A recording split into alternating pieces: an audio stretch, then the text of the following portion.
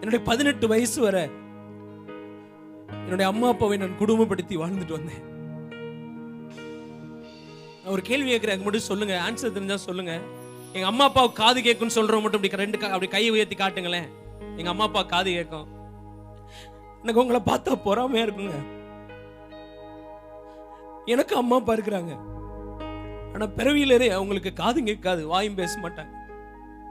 உங்க முன்னாடி நிக்கிறேன், நான் ஒரு ஊமை பெற்றோருக்கு பிறந்தவன். என்னுடைய 18 வயசு வரை எங்க அம்மாவை இதே கையால் அடிச்சு துன்புறுத்தினவன். எங்க அப்பா சின்ன வயசுல நான் ரொம்ப தப்பு செய்யும் போது என்னை கூப்பிட்டு ஒரு நாள் சொன்னாரு, தம்பி நீ குழந்தையா இருக்கும் போது நானும் அம்மாவும் தூங்கவே மாட்டோம். நான் கேட்டேன், ஏன்பா தூங்க மாட்டீங்க? எங்க அப்பா சொன்னாரு, நீ தொட்டில படுத்திருக்கும் போது நீ எப்ப பசிக்கும்னு உனக்கு தெரியாது, நீ எப்ப அழுவேன்னு அம்மா அப்பா காது கேட்காது. நானும் அம்மாவும் தூங்காமல் உறங்காம முழிச்சிருந்து நான் தொட்டியை பார்த்துட்டே இருப்பேன். அப்படிப்பட்ட நீ என்னை கொடுமைப்படுத்துறேன்னு சொல்லி எங்க அப்பா ஒரு நாள் என்னை அழுத. என்னுடைய 18 வயசு வரை என்னுடைய அம்மா அப்பாவை கொடுமைப்படுத்தினேன். சினிமாவுக்கு அடிமையா இருந்தேன், தவறான பாவ பழக்கத்துக்கு அடிமையா இருந்தேன். என்னுடைய சர்ச்சில் இருக்கிற நண்பர்கள் என்னோட சேராம என்னை ஒதுக்கி வைக்க ஆரம்பிச்சாங்க.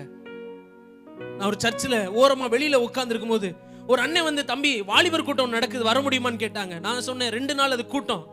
நான் நினைச்சேன் 2 நாள் எங்க வீட்டுல நல்ல சாப்பாடு கிடைக்காது, அந்த 2 நாள் அந்த வாலிபர் கூட்டத்துக்கு போனா நல்ல சாப்பாடு கிடைக்குன்னு சொல்லிதான் அந்த வாலிபர் கூட்டத்துக்கு நான் போனேன்.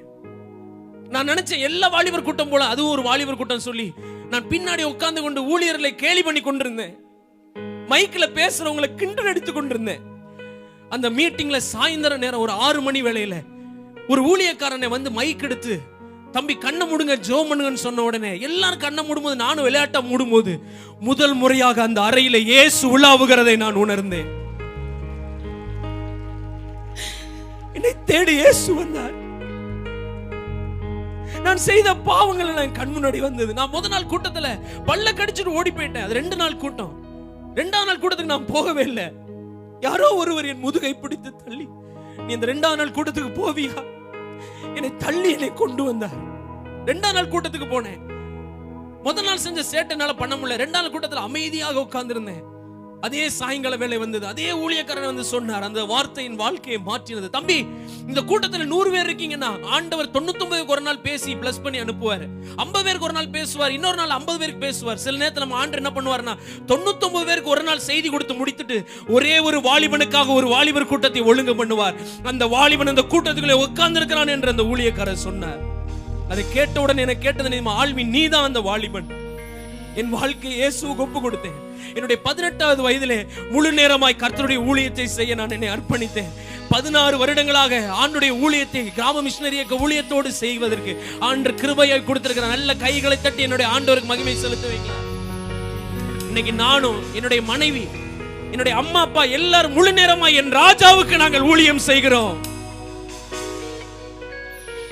இயேசு ஜீவிக்கிறார். இயேசு இந்த மைதானத்தில் இருக்கிறார். கிராமிஷனர் இயக்கத்துல இணைஞ்சு ஊழியம் செய்யும் போது எங்களுக்கு வல்லம் இருக்கா வரங்கள் இருக்கான்னு தெரியாது. ஒரு நாள் சேலம் மாவட்டத்துல என்னை அண்ணன் ஊழியத்துக்கு எங்களை அனுப்புனாங்க. சேலத்துல போய் நாங்க கைப்பிரதி கொடுத்து சின்ன சின்ன ஊழியம் செய்தோம்.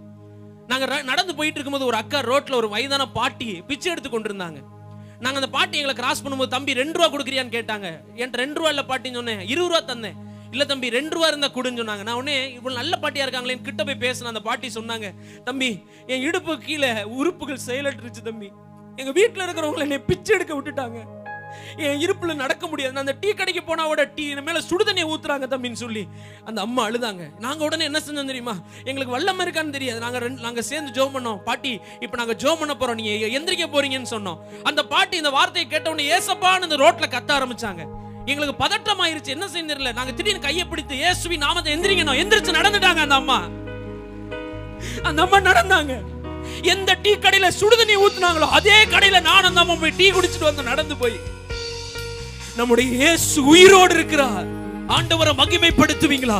ஏசப்பா நீங்க இங்க வந்திருக்கிறீங்க, ஆரம்ப ஜெபத்துல இருந்து நீங்க மத்தியில உலாவி கொண்டிருக்கிறீங்க. உமக்கு நன்றி ஆண்டவரே.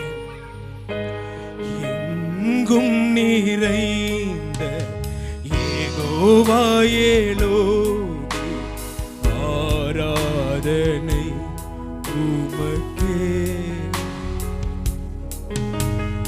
எங்கும் நீரை யெகோவா இஸ்ராயேலோ ஆராதனை உமக்கே. கை உயர்த்தி சொல்லுங்க, மறைவிடமே, என் மறைவிடமே, என் உறைவிடமே, ஆராதனை உமக்கே.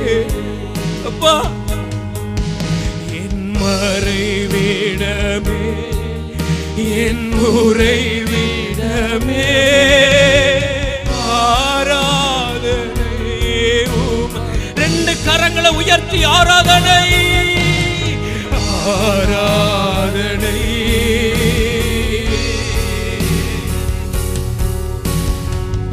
ஆராதனை.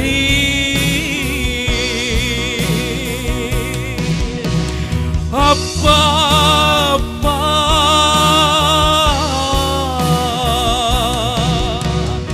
உங்களுக்கு தான். எல்லாரும் கைகளை உயர்த்தி சத்தத்தை சொல்லுவோம்.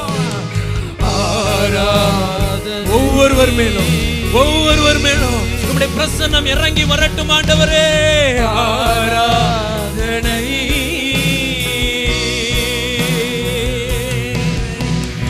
அப்பா அப்பா,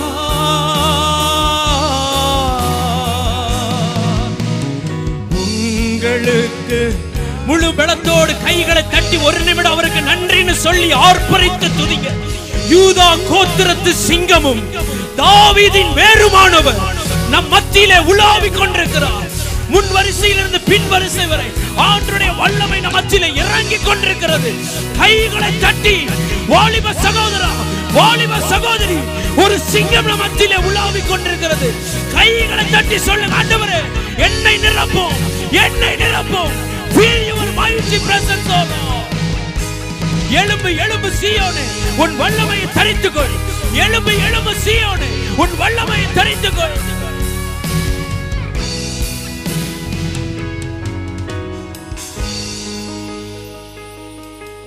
ஸ்தோத்திராண்டவரே, ஸ்தோத்திராண்டவரே, ஸ்தோத்திராண்டவரே. எங்க மத்தியில வந்திருக்கீங்களேப்பா, எங்க மத்தியில உலாவிக் கொண்டிருக்கிறீங்களேப்பா. ரெண்டு கரங்களை அவருக்கு நேராக உயர்த்தி, உம்மை முழு உள்ளத்தோடு ஆராதிப்பே, முழு பலத்தோடு அன்பு கூறுவே. ஆராதனை, ஆராதனை, ஆராதனை,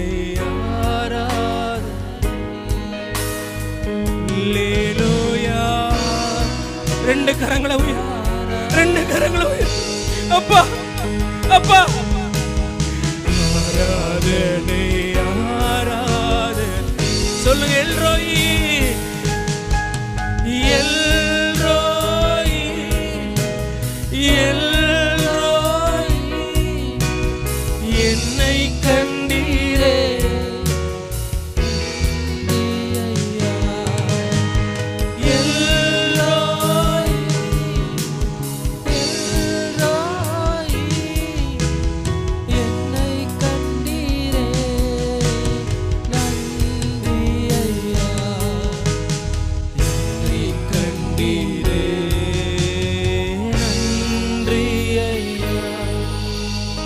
கரங்களை உயர்த்துவோமா, கைகளை உயர்த்துவோமா.